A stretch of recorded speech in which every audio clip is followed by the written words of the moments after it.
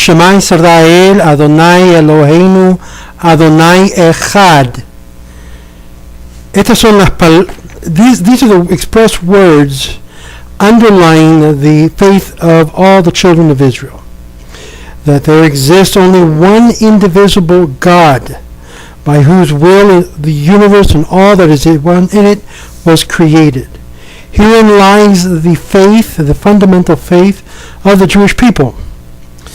It is what is a radical departure from polytheism and idolatry. Avraham Avinu, the Hebrew, was the first to give this effective expression to this monotheistic faith, becoming the founding patriarch of the Hebrews, or as they became known later in generation as the Israelites, or as we saw in the first lesson in our video, as the Jews. It's not that Abraham was the first human being to become aware of this spiritual truth. As we've learned, this was known before. It was very well known that there was only one God, and that idea of the one God was expressed even through the children of Noah. However, the children of the generation of Noah had basically lost the connection, as it were, with this concept, and began to introduce certain ideologies that brought in, as the Rambam mentioned in Hilchot Kokavim, where they committed a major mistake. This major mistake was they began to give honor to the mediators more than to God, to such an extent that they began to worship the mediators as it were worshiping God himself, and thus believed erroneously that by giving credit and honor to the servants of God, that God would be pleased. And to such an extent, we see that they began to even create and build temples to these gods or servants of gods. And this is how the early generation of the children of Noah basically went off the beaten path. And we're going to talk about this later on, because it's very important to understand that one thing that marks the Jewish faith, the faith of the Hebrews, is the fact of the belief in one God and one God alone, nullifying all other gods before the one God. Unfortunately, in today's generation, we have been reintroduced with this notion of serving the servants of God more than God, the Creator. And this is not only in other religions, but even in our own faith, that we're seeing an introduction of these old pagan ideas, or ideas that was introduced during the time of the Second Temple, being reintroduced in a poisonous way through a very, very religious community. And we'll go into that a little bit later.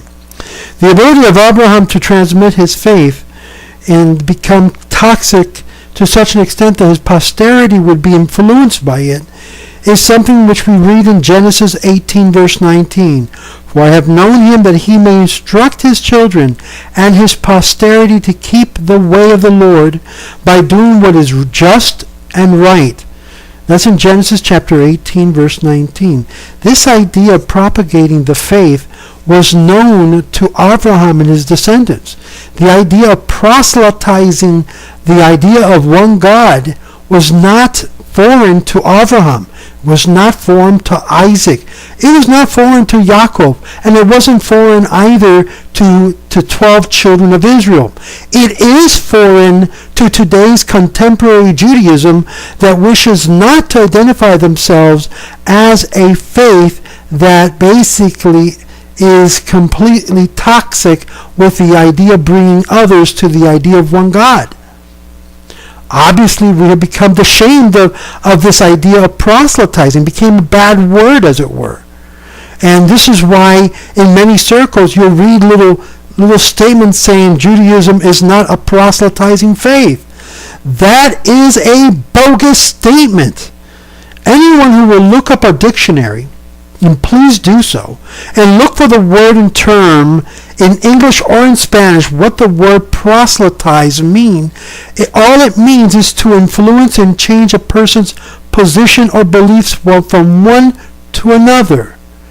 We're not talking about here whether a person is becoming a Jew or not, but rather becoming a believer in the one God. And when we mark this complete distinction, we understand that it is an erroneous statement that many rabbis have stated that Judaism is not a proselytizing faith.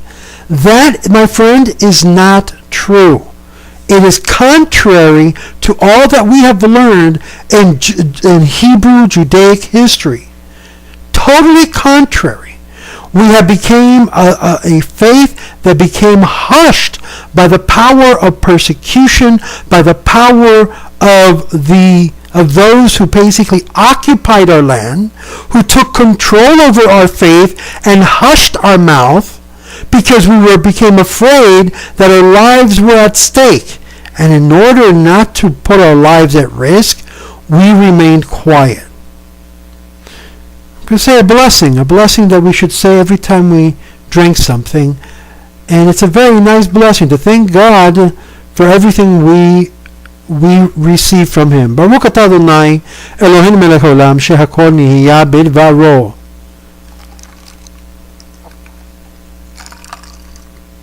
So, we go into this ability of Avraham to transmit the faith may be what most qualified in the sight of God as a person with whom established a covenant, an agreement, that involved an internal responsibility in bringing the name of the Lord to all the peoples of the world. That means that we have an obligation to share God in His name, His holy name, to the whole entire world. And when the Jewish people fails in this mission, they fail dramatically in presenting to the world the solution to its problems. Unfortunately, our leaders have basically bowed out of this incredible responsibility. And I say this with a lot of heaviness. The declarations recited in the Passover Seder is unfortunately far from being purely theoretical. In every generation there are those who rise up to destroy us and annihilate us. The moments of respite from the struggle to resist such annihilation, says Rabbi Donin, have been few and far between. Yet a later part of the same declaration gives expression to that eternal optimism of the Jews in His faith, as being but the Holy One, blessed be He, delivers us from His hand. One cannot offer scientific proof that God exists, but at the same time, we cannot deny the fact that He does. One thing is very clear, and I want to emphasize this point because I was reading it today even in the RAMBAM and the Hilchot Teshuvah, the fact that in the the chapter 2 of the 7th halakha, he makes mention something very interesting. The idea is that we do not believe the idea that God has been made in flesh. In other words, this concept that even you will find in many cases in Chassidut, where they talk about Ein Sof becoming enfleshed in Malchut. Anybody who learns this aspect of Chassidut and compares it with first century Christianity will come to understand that what the Talmud talks about as the Ma'amim Notzrim, as mentioned by Klausner in his commentary in the Socino Press of the Talmud, is so accurate that the teachings of the Netzarim would fill the world with its ideas. Interesting enough, I have come to the conclusion that this ideology, this belief has been infiltrated in today's modern time Hasidim or Chassidut. Now, I would like someone to please explain to me why it's not that way.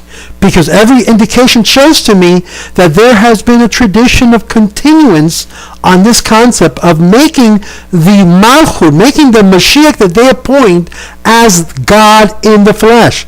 Giving the Christian world, giving those Messianics the validity of their argument, saying that yes, we believe that Jesus is God in the flesh. Look, here we have the Chabad, the Hasidim, who believes that their Rebbe is Mashiach, that he is also in control of the world, as Rabbi Kunin in California declared in a video, the Rebbe runs the world. oh, this is a major departure of traditional Judaic concepts. And everybody is bowing to the power of such influence. I'm in shock. Rabbi Berger was correct when he wrote in his book that if something does not change, we will find ourselves surrounded by what he called this phenomenon of the Orthodox indifference.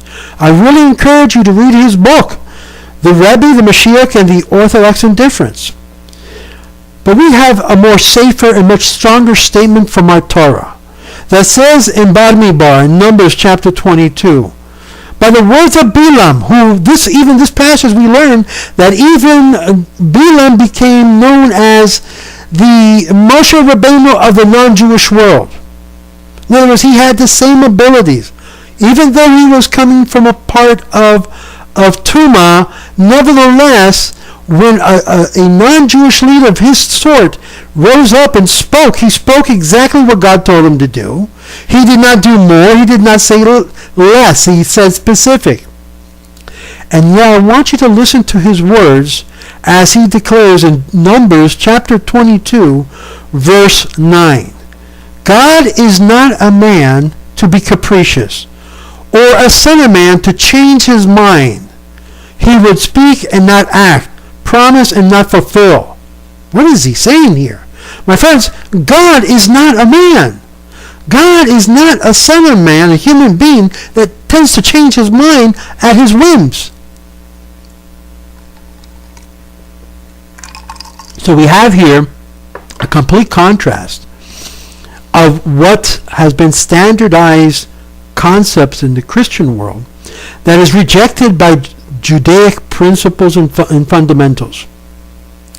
Clearly, he is not, and he is infinite. God is infinite, and man is finite. God has no body, and a man has a body. And to say that God has a body goes against the 13 principles of the Rambam.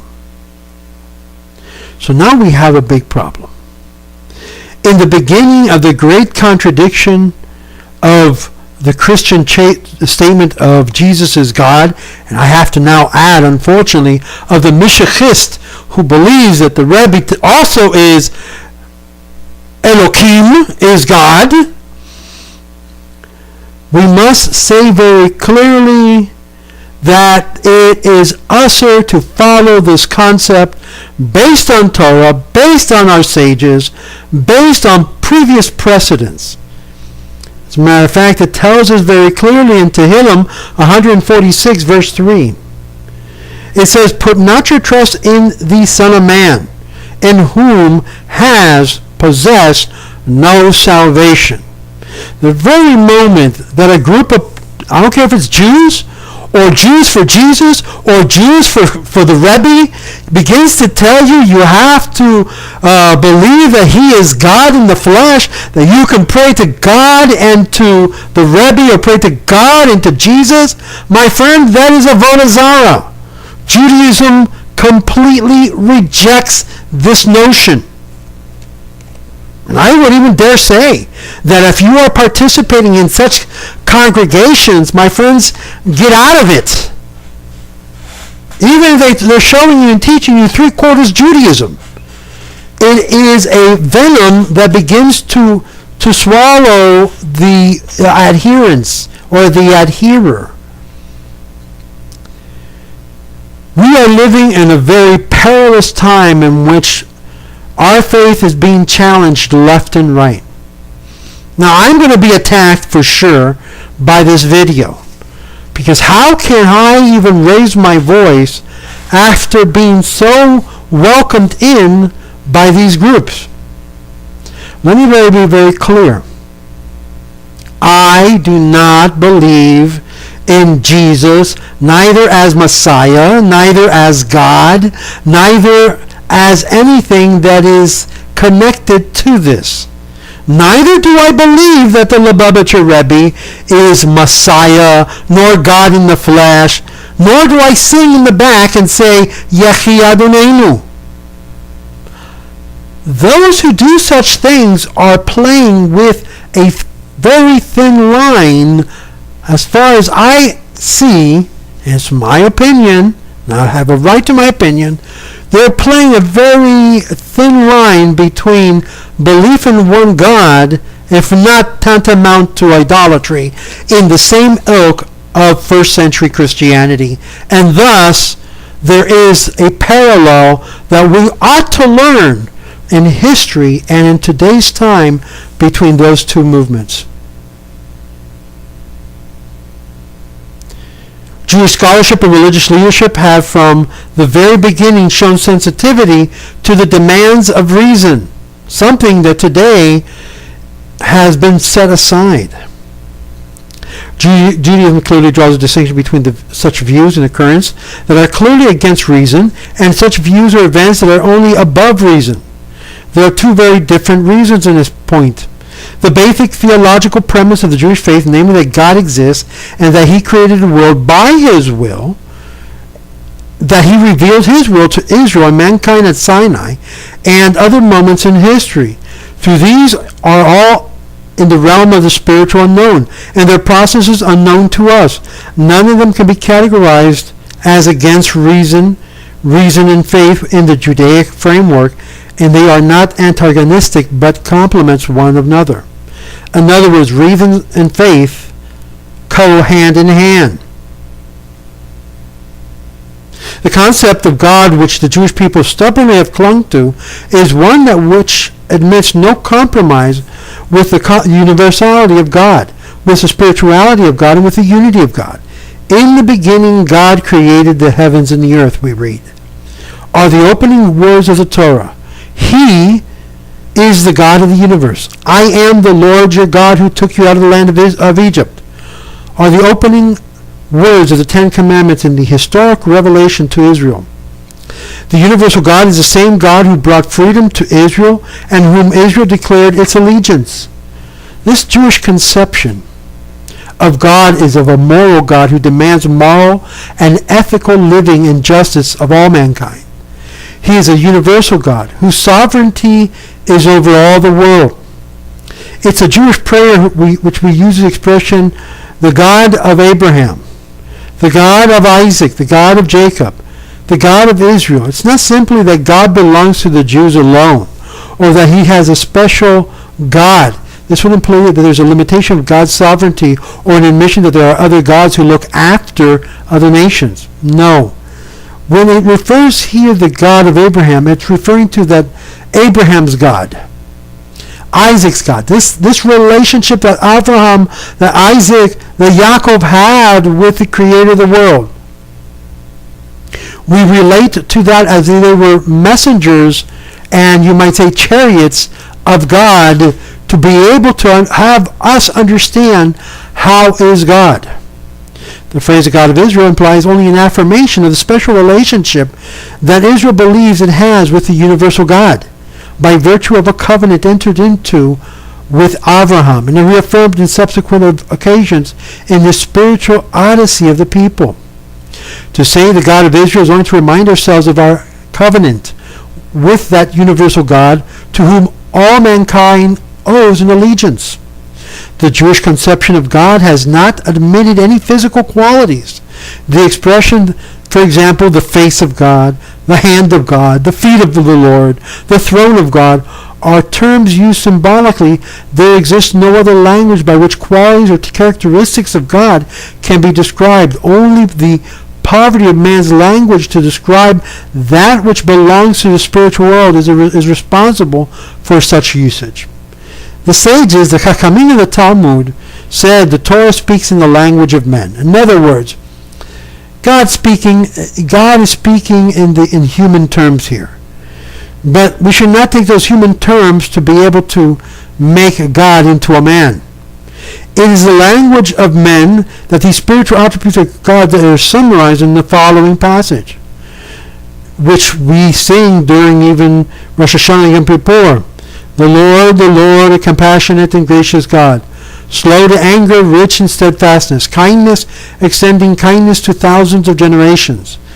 forgiving iniquities and transgression and sin, acquitting the penitent but not acquitting the unpenitent guilty. In Exodus chapter 34, verse 6 through 7, the passage is known as the 13 midot, or the 13 attributes, which refers to the inexhaustible love and eternal justice of God. It has stamped itself upon the Jewish consciousness as the sublimest expression in human language of the essential nature of God. Judaism, in essence, rejects categorically the concept of the incarnation of God in a body, something that's been reintroduced in today's Hasidic thought. You guys are saying, well, why am I picking on Hasidic thought? Because basically this is what's not being told to the people. The people don't know that one of the elements of Chassidut is this concept of Ein Sof becoming enfleshed in Malchut. And this concept in philosophy and ideology does not derive from our major sources, but it derives from a different source altogether. And I'm not going to go into all the particulars on that, but you'll be welcome to show you that it does not derive from the general mainstream of Orthodox Judaism. It derives from Hasidic thought and messianic fervor of the multiple generations leading from the 2nd century all the way to the present. There is a linkage, my friend. When we talk of God as Avenu, we refer to men as the children of God. We refer to all men who follows in his ways, and who are thus, in a spiritual sense, children of the Lord. As far as utilizing the technical achievement of his increasing ability to control the physical world as basis for casting doubts on the divine role, are not these very achievements among blessings the infinite being bestowed upon man? God blessed them and said to them, be fertile and increase and fill the earth, master it and rule the fish of the sea and the birds of the skies and all the living things that creeps on the earth. The man of faith humbly sees in this wondrous achievement not the absence but the very presence of God. As it says in Tehillim chapter 8 verse 4 through 10, or Psalms chapter 8. When I behold thy heavens, the work of thy fingers, the moon and the stars, which thou hast established, what is man that thou art mindful of him? And the son of man that thou thinkest not of him? Yet thou hast made him have dominion over the works of thy hands. O Lord, how glorious is thy name in all the earth. We are given and granted the divine right to control creation, and this is an immense responsibility. God, the man who views God in disbelief is tempted to set man up as the object of his belief, to view man as the all-knowing creature who is subject to no law or rules other than those which he sees fit to promulgate, to worship man in general, or to worship a special man in particular, is the height of idolatry. The very moment that you believe that a person is infallible, that cannot make any mistakes whatsoever, it is lifting that man into a level, into a platform of almost divinity, if not in essence divine. And we have this in today's Judaism. To accept the yoke of the kingdom of heaven is to throw off the yoke of human domination and dictatorship. You shall be my servants unto me, said the Lord, and not servants unto my servants. Man is given a choice, and some things they can pursue a middle road between the two forms of servitude, free of both. Such hope have invariably proved illusory. In other words, just a dream, a falseness. If it's not one, it will inevitably be another. The Jewish people has declared its choice to believe and follow God.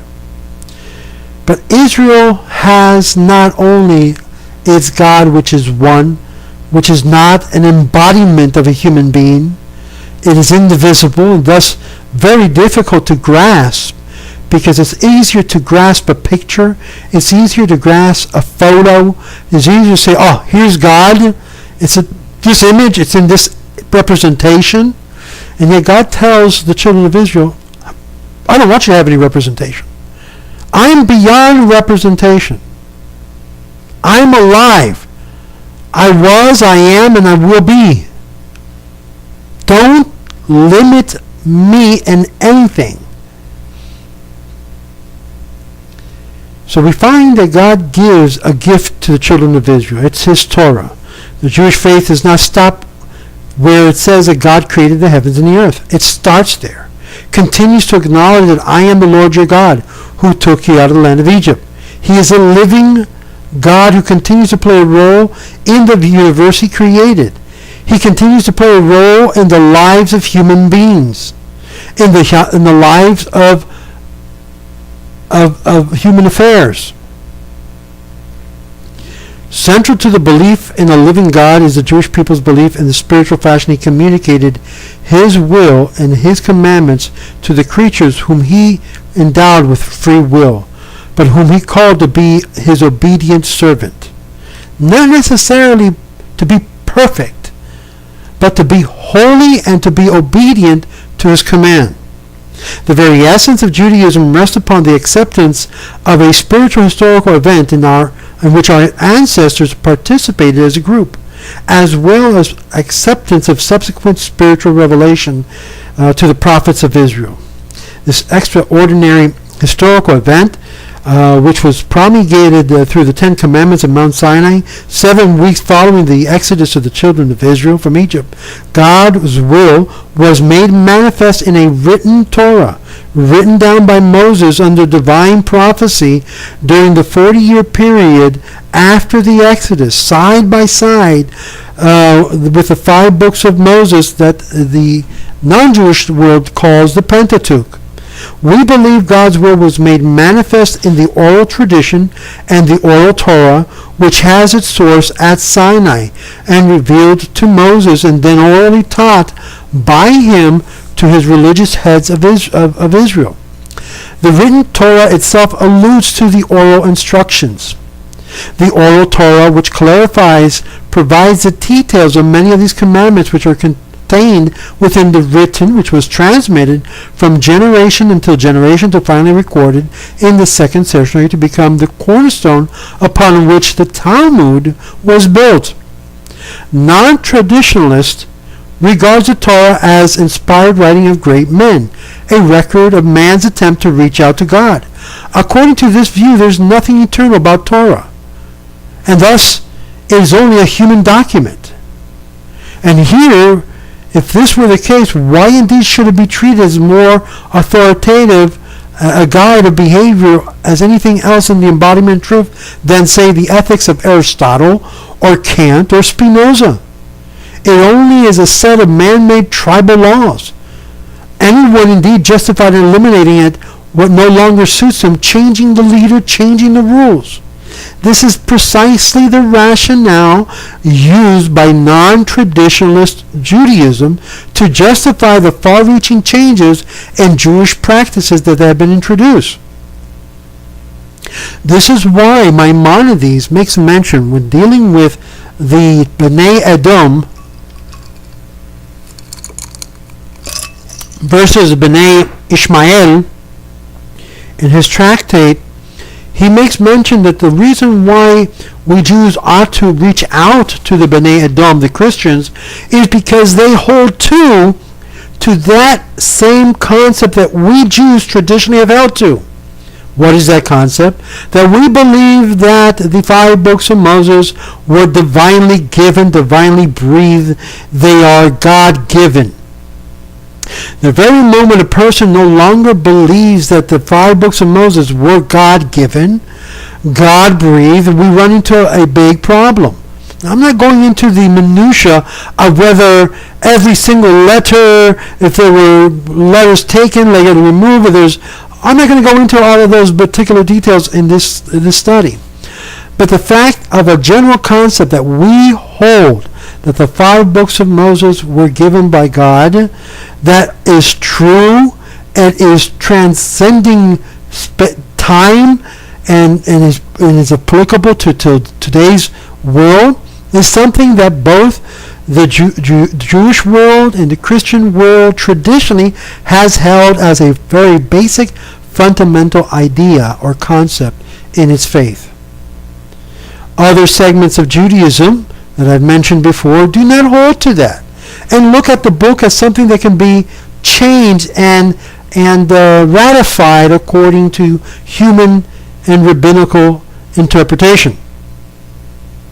Obviously, as we're going to learn, what is the Torah? Technically, it refers to the 5 books of Moses.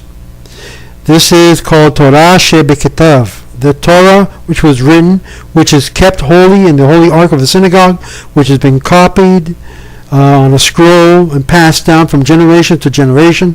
In a sense, this is a constitution. It is the constitution of the Jewish people, but this constitution was promulgated not by men, but revealed by God.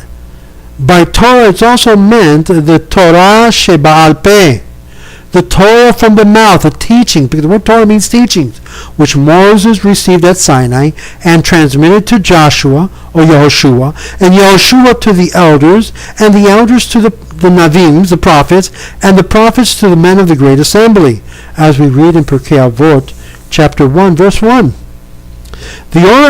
The Torah include finer points of the commandments and details of the general principles contained in Scripture and the ways by which the commandments were applied. For example, we have a series of different categories. We have, number 1, the explanation that the transmission was Moshe de Sinai. Literally, that there was a tradition that was explained that this rule was from Moses at Sinai. And we also have the idea of halakha le Moshe me Sinai, which means that this halakha was explained in Sinai by Moshe Rabbeinu. Then number 3, we have another type of law, which is called a sevara, which describes a type of law of reason, of deductive reasoning based on what we know by the oral law and also the written law. And then we have decrees, a gezerot, which were also present, that we'll find in Leviticus 18:30, so that they would guard the Jewish people.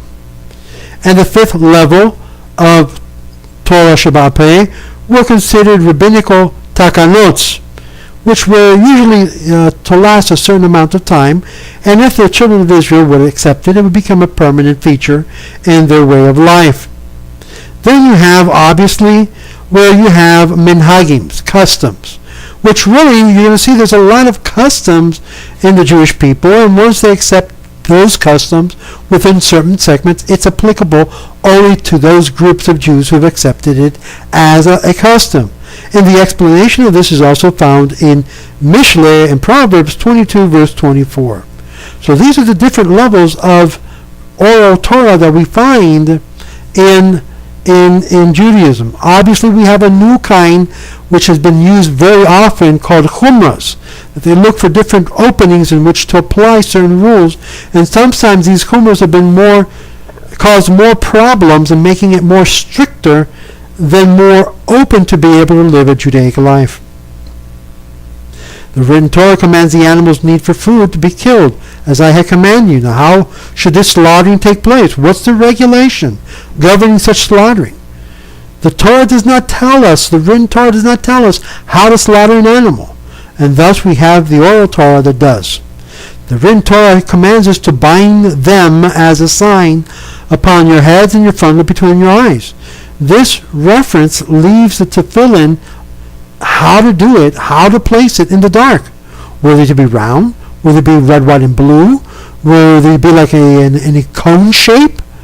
So we have the oral Torah that tells us and teaches us how to be able to construct the tefillin. Ultimately, the oral Torah was reduced to writing because of the danger that was present in losing all of the oral tradition. And this was incorporated into the Mishnah, which became the cornerstone of the Gemara, which consists of the monumental records and minutes of the case and discussion of legal debates conducted by the sages. The minutes and the Mishnah and the Gemara together makes up what's considered the Talmud, where the students would learn what the halacha is. The Torah, whether written or oral, is the teaching that directs man how to live. It is concerned with every aspect of human life, ritual law, generally thought as religious observance, and are only part of the total complex of thought of religious observance. It is non-legal and non-statutory sections stresses spiritual truth and conveys insight into still finer and extra legal, ethical, and moral norms of behavior. The rest of the books of the Hebrew Bible, written over a period of many centuries, consist of what we call the Tanakh, the Torah, the 5 books of Moses, Nevi'im, which are the prophets, and the Ketuvim, the sacred writings. These books convey the teachings of the prophets in context of Israel's history over a period of about 700 years. They tell of the prophets' visions of God and their ongoing struggles to promote greater allegiance among the people to the teaching of the Torah, of their struggles against many of the false prophets that arose, and the priests who so often misled the people and turned them away from God and his Torah. Among these books are inspirational books like the Psalms, Tehillim, that reflects on man's deepest religious sentiments. The Torah with the Nevi'im and the Ketuvim are together referred to as Tanakh. This is what the non-Jews have called the Old Testament, but which the Jews have always been the only testament, really the only covenant we have. In the broadest sense, however, the study of the Torah refers not only to scriptures and the oral Torah, but also the entire body of rabbinical legislation and interpretation based on the Torah's and development of it. For the Torah was always a living law, constantly applied by a living people to real conditions, and were often changing. A very important passage in the Torah that tells us what empowers and gives the strength for these rabbis to legislate. And it is based on Deuteronomy chapter 17, verse 10 through 11. And I want you to hear very closely these words. And you shall observe and do according to all that they shall teach you, according to the laws that they shall teach you, and according to the judgment that they shall tell you, you shall do. Obviously, when you read the passage, we read that there were 3 types of people that would do this. Were the Kohanim, the Leviim, and the Dayanim, the judges of your people. There's no mention here of rabbis. This came much later in the Smicha, but they became the leaders of the people who knew the law, that were able to decide and make decisions of the law. What if they made a mistake? What if these judges and leaders would make a mistake? After all, one thing about Judaism, we do not say that we're infallible. I mean, there are some groups, some sects of Judaism that says that their leaders are infallible, but Judaism in general never holds to that point of view. This is why there's a discussion. This is why there's a dialogue, a continuous dialogue and argument from one point to the other. This is what the Talmud is all about. To say we can't argue with the previous sages and trying to comprehend and understand where they were coming from is completely an irony of today's mindset of trying to be a monolithic faith. We are not a monolithic faith. We are a diverse faith, which includes many different opinions. And I'm okay with that. The Torah is the embodiment of the Jewish faith, and it contains the terms of the covenant. It's what makes a Jew a Jew. And if they make a mistake, we read that they are held accountable under the severity of death. It is this third point which becomes very, very clear as to the incredible responsibility that a rabbi has in directing and guiding and advising its community. The Torah, the scriptures, the oral Torah, the Talmud, the rabbinical legislation, all forms part of what we call the Torah, the written scriptures of the Jewish people. In our next segment, we're going to take a look at the halacha, how the Jewish life continues in this way, and the reasons for the commandments. Why did God give us these commandments? And those are chapter 2 and 3 in the book of To Be a Jew. So shalom, shalom, and we are continuing this series in this process. Remember, be part of what we're doing, the Ways of Israel, Spanish, Los Caminos de Israel, and look forward to hearing from you and being a help to you in your growth in Judaism. Shalom, shalom.